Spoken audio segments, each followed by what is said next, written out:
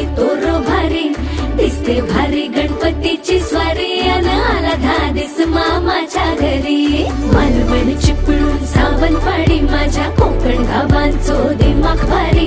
दिसते भारी गणपतीची स्वारी